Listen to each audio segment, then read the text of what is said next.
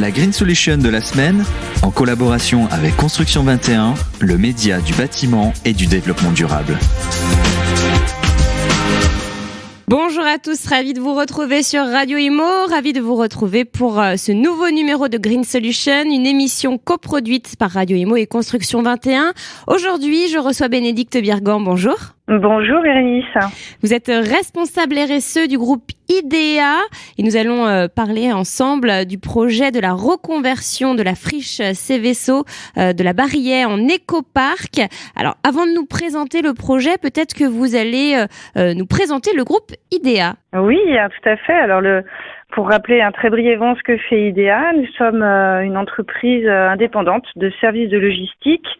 On est implanté sur plusieurs sites en France, dont le site de la Barrière, qui est situé à Montoire de Bretagne en Loire-Atlantique. Et nous sommes une entreprise centenaire. Voilà. Et nous réalisons des activités diverses et variées en logistique. Et alors justement, comment a été initié le projet de reconversion de cette friche? Comment le groupe IDEA a décidé de s'en emparer en fait? Eh bien, alors historiquement, quand on rachète ce site en 2009, il faut imaginer, c'est une ancienne friche industrielle Céveso de 19 hectares sur laquelle subsistent 3 bâtiments de stockage et les vestiges de l'ancienne usine chimique de production d'engrais qui a été démantelée et dépolluée. Et dès l'origine, on a l'ambition de réhabiliter ce site, de le transformer et d'y développer vraiment des innovations qui vont favoriser la transition énergétique. Donc avec une marque du projet très rapidement trouvée, on voulait que ce soit un écoparc et ça devient l'écoparc de la Barrière. Et sur la base de cette stratégie de transformation qui est à long terme, on a au fil des ans réalisé des projets. On a par exemple désamianté et installé une centrale photovoltaïque sur la toiture du plus grand bâtiment. On a ensuite décidé stratégiquement de stopper l'activité de stockage d'engrais, de sortir du statut Céveso et en parallèle de développer l'activité de stockage de produits agroalimentaires bio. On a également réalisé un projet de renaturation en plantant sur 1,5 hectare à peu près 1000 arbres. Et on a initié 3 grands projets de production d'énergie renouvelable à partir de déchets recyclés du territoire, dont un projet, l'unité de méthanisation, qui a démarré sa mise en service en 2022. Voilà.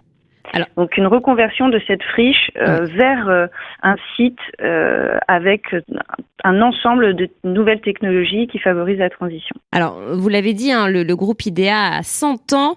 Dans un niveau un peu plus large, comment ce projet de reconversion s'inscrit dans une longue tradition RSE du groupe? Comment on peut le dire? Alors, IDEA est engagé dans une démarche, c'est vrai, depuis une démarche RSE depuis une vingtaine d'années. Vous étiez précurseur. On est labellisé. Oui, je pense qu'on était assez en avance. On s'est nourri au départ des différents réseaux qu'on a créés pour acculturer cette démarche RSE. Et puis ensuite, on l'a structurée. On est labellisé ISO 26000 depuis 2013. Et au fil des années, cette démarche RSE est devenue partie intégrante de notre stratégie d'entreprise avec des engagements très identifiés au niveau social, environnemental et sociétal. Et plus spécifiquement sur la partie environnementale, on a défini plusieurs axes pour maîtriser notre impact, sur lesquels on travaille. Il y a la sobriété, donc tout ce qui est optimisation énergétique, réemploi des matériaux. Il y a la sortie des énergies fossiles, notamment pour nos flottes de transport. C'est notre premier impact au niveau du groupe. Et puis bien sûr la production d'énergie renouvelable. Et on teste chacun de ces axes avec plusieurs acteurs pour interagir, pour grandir ensemble et avancer concrètement sur ces sujets. Et donc, le projet de reconversion coche à peu près toutes les cases pour la réduction carbone, la transition énergétique et l'expérimentation collective, qui est très importante pour nous. Et donc, ça s'inscrit complètement dans la politique historique du groupe. Est-ce qu'il y a des spécificités territoriales dans lesquelles a dû s'insérer cette opération? Alors, de façon générale, je dirais que les entreprises et plus globalement les territoires ont des enjeux à relever et un rôle majeur à jouer en faveur de la transition énergétique. Et la proposition de l'écoparc, c'est d'expérimenter à plusieurs des projets qui vont dans ce sens et proposer des réponses à ces enjeux actuels. Je prends par exemple la lutte contre l'artificialisation des sols. C'est un enjeu aujourd'hui territorial. Ici, on réhabilite une ancienne friche industrielle en un site vertueux. Si je prends l'enjeu de la valorisation des déchets, les projets de l'écoparc vont transformer des déchets à proximité de leur gisement et donc proposer une solution locale de traitement pour les industriels, les collectivités, les agriculteurs. Et si je prends un dernier enjeu qui est l'accès à l'énergie, on fait de ces déchets une ressource énergétique produite en circuit court, injectée dans le réseau et qui va alimenter les communes voisines. Donc l'écoparc répond à certains enjeux de territoire et travaille avec le territoire pour y répondre. Et alors par quels moyens l'écoparc livré sera-t-il au maximum en adéquation avec son milieu ? Eh bien justement en répondant à ces enjeux et en faisant participer collectivement les territoires. Encore une fois, les entreprises et les territoires ont un rôle majeur à jouer aujourd'hui dans la transition et on est, nous, absolument convaincus que ce changement doit se faire ensemble, de façon collégiale et collective.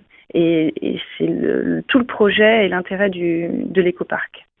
Est-ce que vous pouvez nous expliquer un peu plus en détail le projet de méthanisation qui accompagne ce projet de reconversion ? Oui, donc c'est le premier des 3 projets là, de transformation des déchets en énergie verte. Alors la méthanisation, c'est le fruit de la collaboration de 3 acteurs, privés et publics. C'est porté principalement par Engie Biose, en collaboration donc avec la Carène, qui est la communauté de communes, et avec le groupe IDEA. Et l'usine est dimensionnée pour transformer 28 000 tonnes de déchets issus d'exploitations agricoles et d'industriels voisins, pour produire 21 gigawattheures par an de gaz vert, donc à peu près la consommation annuelle de 1900 foyers. Et elle va également produire ce qu'on appelle un digestat, qui est un engrais naturel qui peut être répandu sur les cultures voisines et qui est un amendement qui se substitue aux engrais chimiques classiques. Voilà, et donc l'usine a démarré en avril 2022 avec une montée en puissance progressive et on a déjà produit presque un tiers de l'attendu. Donc on a produit 7 gigawattheures de gaz et transformé 9000 tonnes de déchets. Voilà, et éviter aussi l'émission de 1200 tonnes de carbone, je crois. Vous avez remporté le Grand Prix Infrastructure Durable au Green Solution Awards. Pourquoi avoir souhaité participer à ce concours ? Et puis, quels éléments vous ont distingué, à votre avis, des autres projets candidats ? Au départ, c'est notre partenaire GRDF qui nous en a parlé, considérant que l'écoparc s'inscrivait dans le principe du concours. Et nous étions ravis d'y participer parce que ça nous permettait d'illustrer concrètement l'engagement des entreprises dans la transition. On n'a pas vraiment l'habitude de participer à des prix, mais on pense que ça participe aussi à la sensibilisation au plus grand nombre et que ça contribuera à un véritable changement sociétal. Voilà. Après, ce qui singularise peut-être notre projet, je dirais que ça réunit et ça concentre sur un même lieu un panel de technologies innovantes et complémentaires qui font sens pour demain, qu'on le fait en partenariat avec des acteurs du territoire, avec l'ambition de pouvoir le reproduire sur d'autres périmètres et pourquoi pas d'en faire un lieu pédagogique à destination du grand public. Eh bien, merci infiniment pour cette interview, Bénédicte Birgan. Merci de nous avoir parlé de ce beau projet de reconversion de la friche Seveso. Avec grand plaisir. Merci beaucoup, Bérénice, pour votre invitation. La Green Solution de la semaine, en collaboration avec Construction 21, le média du bâtiment et du développement durable.